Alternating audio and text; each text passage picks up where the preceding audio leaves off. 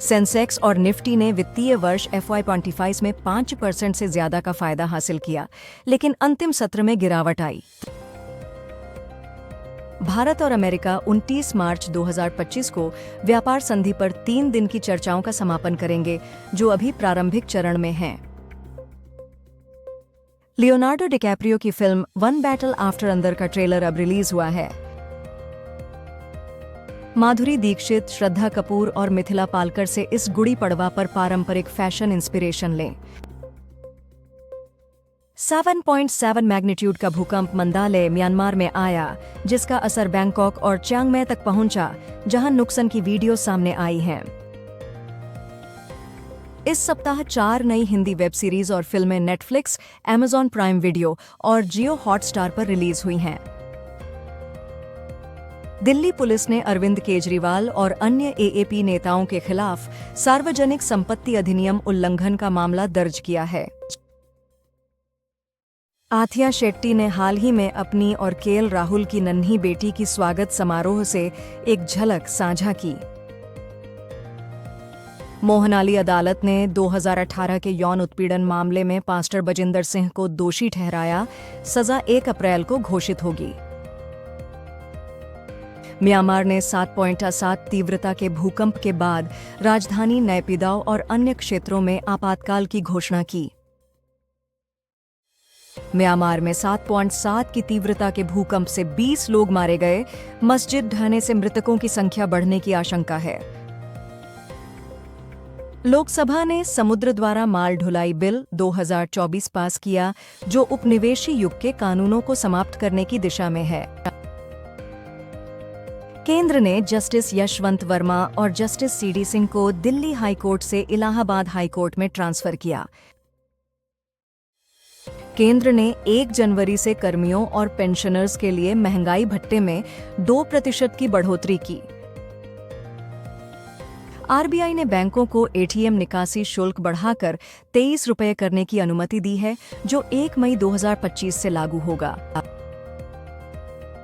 दिल्ली में मुस्लिम सांसदों और नमाजियों ने वक्फ बिल के विरोध में जुम्मा नमाज के दौरान काले बाजू बैंड पहने। इजराइल ने हिजबुल्लाह के साथ युद्ध के बाद पहली बार बेरूत पर हवाई हमला किया। विदेश सचिव मिश्र ने अमेरिकी उप विदेश सचिव लैंडो के साथ व्यापार, रक्षा और प्रवासन पर बात की। किंग चार्ल्स थर्ड को कैंसर के इलाज के साइड इफेक्ट्स के कारण अस्पताल में भर्ती होना पड़ा। गुजरात हाई कोर्ट ने आसाराम बापू को मेडिकल वजहों से 3 महीने की अस्थायी जमानत दी। रियल मैड्रिड के कोच कार्लो एंजेलोटी पर आयकर धोखाधड़ी के आरोप में अगली बुधवार को अदालत में पेश होना है।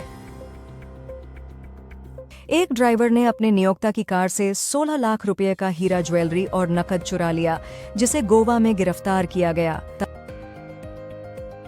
भारत के विदेशी मुद्रा भंडार 28 मार्च तक 628.8 अरब हो गए, जो 4.5 अरब की वृद्धि है। प्रधानमंत्री मोदी ने कहा कि आज भारत की कोशिशों और विचारों को पहले से ज्यादा महत्व मिल रहा है। गुरिंदर वीर सिंह ने भारतीय ग्रां प्री में 10.20 सेकंड में 100 मीटर नेशनल रिकॉर्ड तोड़ा। भारत की राष्ट्रपति श्रीमती द्रौपदी मुर्मू कल नई दिल्ली में NGT के राष्ट्रीय सम्मेलन पर्यावरण 2025 का उद्घाटन करेंगी। एक कंजर्वेटिव सांसद ने ब्रिटिश सरकार से जलियांवाला बाग नरसंहार के लिए भारत के लोगों से माफी मांगने की अपील की है। नोटबंदी विवाद के बीच दिल्ली हाई कोर्ट के जस्टिस यशवंत वर्मा को इलाहाबाद हाई कोर्ट में ट्रांसफर किया गया।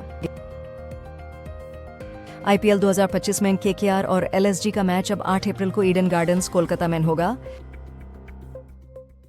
पंजाब पुलिस ने 8 दिन की हिरासत के बाद किसान नेता सरवन सिंह पंधेर और अभिमन्यु कोहाड़ सहित कई किसानों को जेल से रिहा किया। ज्यूल थीफ सैफ अली खान और जयदीप अहलवाद की फिल्म अप्रैल में नेटफ्लिक्स पर रिलीज होगी। तुर्की में एर्दोगान के खिलाफ प्रदर्शन के दौरान एक व्यक्ति पिकाचू का कपड़ा पहने पुलिस से भागता हुआ दिखा। भारत ने म्यांमार और थाईलैंड में 7.7 तीव्रता के भूकंप के बाद मदद देने का आश्वासन दिया। समय रैना मुंबई में महाराष्ट्र साइबर सेल के सामने चुप रहे और पेपराजी से बचते रहे। कैबिनेट ने केंद्रीय सरकार के कर्मचारियों के लिए महंगाई भत्ते में 2% की बढ़ोतरी करने की मंजूरी दी है, जो 01.0/2025 से लागू होगी। कैबिनेट ने बिहार में 120.10 किमी लंबी 4 लेन पटना आरा काशीराम कॉरिडोर NH-119A का निर्माण हाइब्रिड एन्युइटी मोड पर मंजूर किया।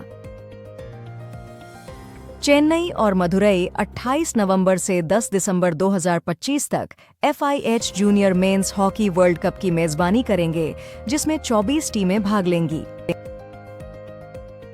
कैबिनेट ने खरीफ सीजन के लिए फास्फेटिक और पोटेशियम उर्वरकों पर 37,216 करोड़ रुपए का सब्सिडी मंजूर की।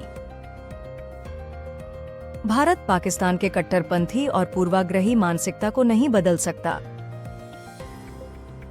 राजद पाटीदार ने 51 और टिम डेविड ने 22 रन बनाकर RCB को CSK के खिलाफ 196 रन बनाने में मदद की। बांग्लादेश के मुख्य सलाहकार यूनुस ने चीन के राष्ट्रपति शी जिनपिंग से मुलाकात की। आर्तिक रोशन अपनी पहली फिल्म क्रिश 4 का निर्देशन करेंगे, जिसे आदित्य चोपड़ा प्रोड्यूस करेंगे।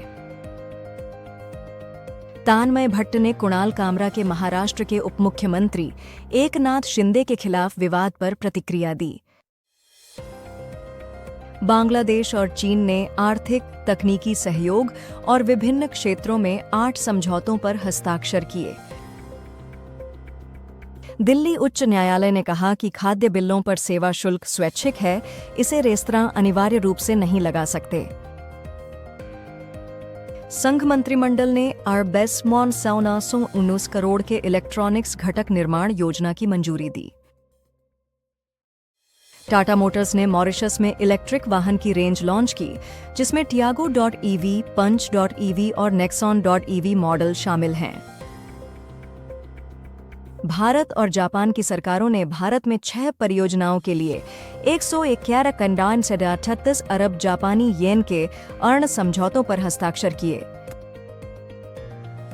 ट्रंप प्रशासन ने सुप्रीम कोर्ट से वेनेजुएला के प्रवासियों को एल सल्वाडोर में डिपोर्ट करने वाले आदेश को हटाने के लिए कहा है। प्रधानमंत्री मोदी ने कहा कि सरकार बिहार के समग्र विकास के लिए प्रतिबद्ध है, विशेष रूप से कोसी मेची अंतः राज्य लिंक प्रोजेक्ट के PMKSY AIBP में शामिल होने के बाद।